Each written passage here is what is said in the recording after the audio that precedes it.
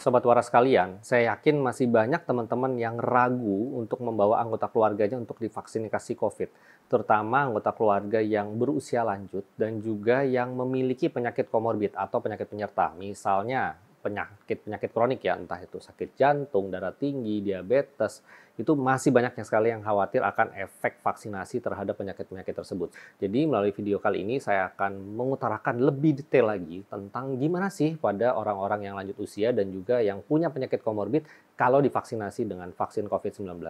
Data penelitian baik di luar negeri maupun dalam negeri ya di Indonesia itu semua hasilnya konsisten. Mereka yang usianya makin lanjut kalau terkena COVID-19, apalagi nih sudah di atas 50 tahun, itu resiko mengalami sakit yang berat atau juga resiko masuk ICU, bahkan sampai resiko meninggal itu meningkat berkali-kali lipat dibandingkan yang usia lebih muda. Meskipun yang muda juga ada ya yang meninggal.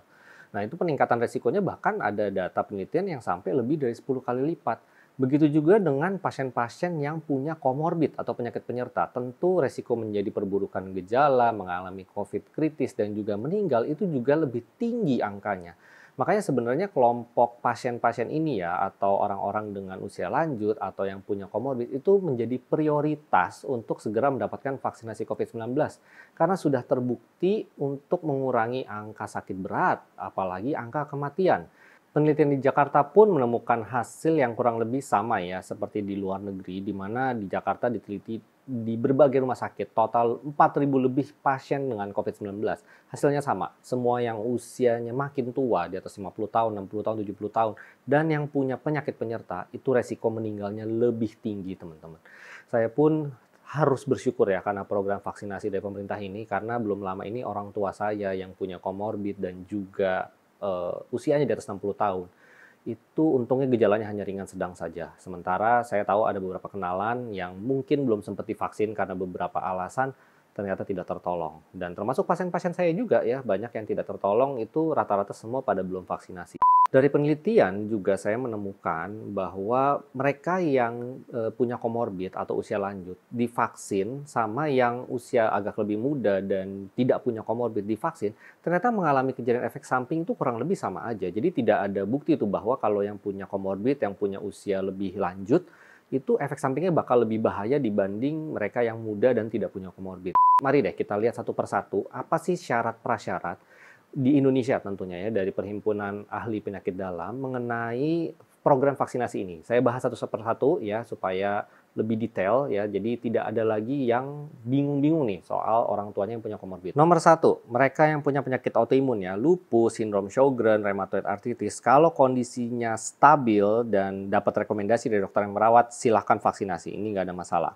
Lalu buat mereka yang pernah mengalami reaksi alergi berat dalam bentuk anafilaksis ya, sampai tensi turun, sampai sesak berat, atau bahkan masuk ICU, tapi reaksi anafilaksisnya ini bukan karena vaksin COVID, itu boleh diberikan vaksinasi, namun disarankan dengan pengawasan yang ketat dan persiapan penanggulangan reaksi alergi berat. Dan ini bagusnya di tempat layanan kesehatan yang fasilitasnya lengkap, misalnya rumah sakit.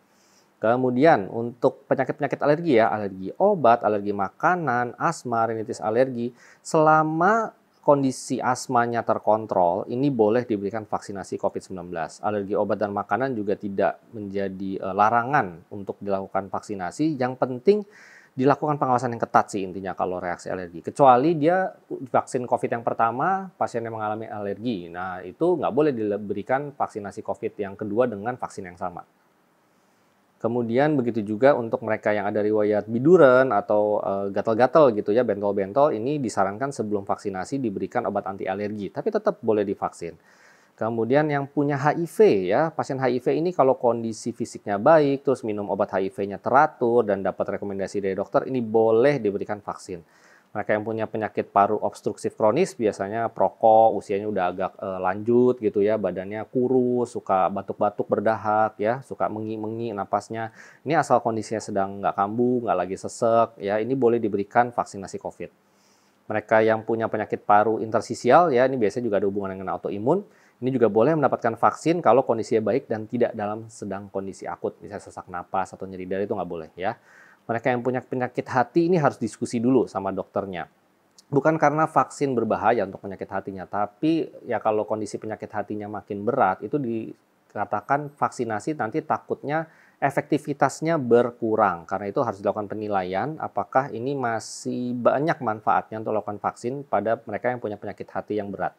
Kemudian kita masuk ke penyakit sejuta umat nih ya, hipertensi. Nah, lihat tuh angkanya teman-teman. Kalau tekanan darahnya di bawah 180/110 dan tidak ada kondisi akut seperti krisis hipertensi ya, jadi tidak ada pandangan kabur, tidak ada penurunan kesadaran, ya, kencingnya tetap baik-baik saja, tidak ada nyeri dada, sesak napas atau serangan jantung karena tensi tinggi, itu boleh diberikan vaksinasi. Jadi yang tensinya naik-naik dikit 140, 150 tapi nggak ada keluhan apa-apa dan memang sudah rutin minum obat anti hipertensi, vaksin ya, jangan ditunda-tunda.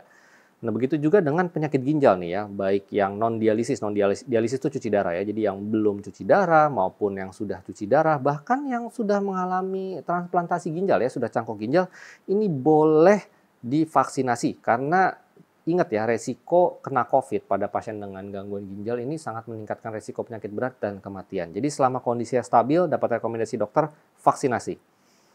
Kemudian penyakit jantung, gagal jantung, penyakit jantung koroner atau riwayat serangan jantung, dan riwayat atau sedang mengalami penyakit aritmia gitu ya, ada riwayat aritmia selama lagi stabil-stabil aja, nggak ada keluhan, nggak ada nyeri dada, nggak ada berdebar-debar yang tidak teratur, dan tidak ada sesak, nggak ada bengkak, itu boleh diberikan vaksinasi. Kalau ragu, minta rekomendasi di dokter jantungnya. Penyakit MAH. Nah, MAH atau GERD itu tidak masuk ya ke dalam gangguan saluran cerna yang dapat perhatian untuk vaksinasi. Yang disebut gangguan saluran cerna itu adalah penyakit radang usus yang berat atau inflammatory bowel disease. Nah, ini pun juga sebenarnya boleh ya selama kondisi IBD-nya itu terkontrol, ya tidak sedang dalam kondisi akut, itu boleh mendapatkan vaksinasi. Itu untuk sakit usus yang berat loh, apalagi cuman sakit MAH saja atau ada riwayat reflux. Ya kalau misalnya keluhannya nggak lagi kambuh MAH-nya, hanya riwayat saja, silakan vaksinasi. Untuk mereka yang punya sakit diabetes, lihat, sudah tidak ada lagi angka kadar gula darah maupun kadar HbA1c. Intinya diabetesnya tidak bergejala, tidak sedang dalam kondisi akut, gulanya nggak rendah sampai pingsan, gulanya nggak tinggi banget sampai dehidrasi. Silakan vaksinasi. Mereka yang gemuk, kalau tidak ada komorbid yang berat, silakan vaksinasi. Yang punya gangguan tiroid, entah hiper maupun hipo gitu ya, entah penyebabnya autoimun atau tidak, ada benjolan di tiroid, kelenjar gondok atau enggak, kalau dikatakan sudah stabil oleh dokternya dan dapat rekomendasi, silakan vaksinasi. Begitu juga dengan pasien-pasien kanker, apapun kankernya, ya maupun juga kondisi kelainan darah, kalau dapat rekomendasi dan kondisinya stabil, terkontrol, nggak ada masalah akut, silakan vaksinasi. Kalau yang suka rajin donor gimana? Nah, kalau dapat vaksin Sinovac, boleh mendonorkan darah setelah 3 hari pasca vaksinasi apabila tidak terdapat efek samping vaksinasi.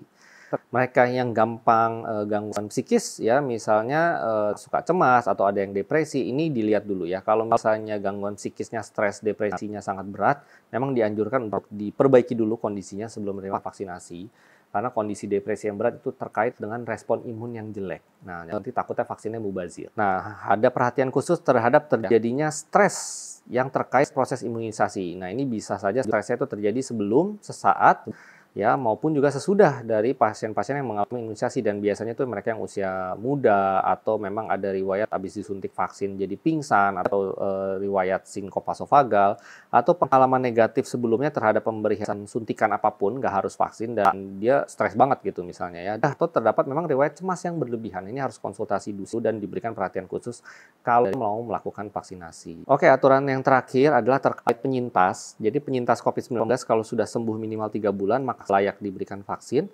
Dan lihat di sini ya, penggunaan obat-obat rutin nggak ada hubungannya sama pembentukan antibodi pasca vaksin. Misalnya mereka yang ada minum obat kolesterol statin, mereka minum pengencer darah, ada yang pakai insulin misalnya atau minum obat-obat darah tinggi, nggak ada hubungannya ya terhadap pembentukan antibodi. Nggak ada masalah, lakukan vaksinasi, jangan jadi khawatir ya. Kemudian yang mendapatkan vaksin COVID saat ini tidak direkomendasi untuk jadi pendonor teranek plasma konvalesen. Dan lihat, ini poin terakhir paling penting.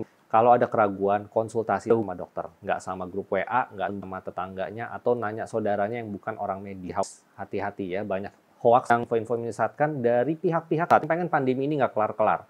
Jadi kalau dokter yang Anda percaya merekomendasikan vaksin, segera vaksinasi. Sebagai kesimpulan, vaksinasi COVID-19 memiliki banyak manfaat dan tidak ada peningkatan risiko ya bagi mereka yang usia lebih lanjut dan juga punya komorbid. Jadi segera bawalah orang tua Anda, kakek nenek Anda untuk divaksinasi. Jangan ragu. Kalau misalnya ragu, konsultasi ke dokter. Intinya kalau soal komorbid, yang penting kondisi terkontrol, dapat rekomendasi dari dokter yang biasa merawat, apalagi minum obatnya rutin, nggak apa-apa. Ya, monggo divaksinasi. Akhir kata, semoga semuanya senantiasa sehat, selalu waras, dan sampai berjumpa lagi di episode RS Cepat Waras berikutnya. Bye-bye!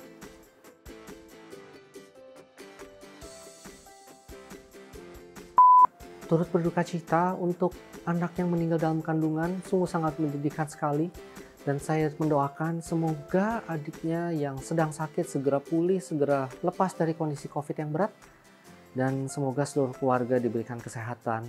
Untuk teman-teman yang punya kerabat yang sedang hamil, tolong tonton lagi video kami tentang bagaimana resiko kehamilan pada pasien-pasien yang menderita COVID. Dan juga bagaimana tips-tips kalau amit-amit sedang hamil terkena COVID. Gejala pasca COVID memang bisa bertahan cukup lama, entah itu gangguan penciuman, namun banyak juga yang saya temukan terkait stres juga ya, karena mungkin merasa, aduh ini kok rasanya badan gak fit-fit, atau juga masih ada gejala gitu ya, padahal sudah dinyatakan sembuh dari COVID, mungkin PCR-nya juga sudah ada yang tes sudah negatif, tapi kok masih bergejala, sehingga itu menimbulkan stres, dan stres kita ketahui banyak menimbulkan gangguan saluran cerna, khususnya penyakit lambung ya, peningkatan asam lambung, dan juga penyakit reflux.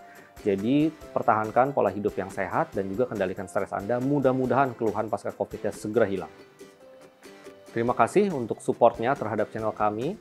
Dan semoga sehat-sehat terus untuk Anda sekeluarga. Sampai jumpa di episode berikutnya.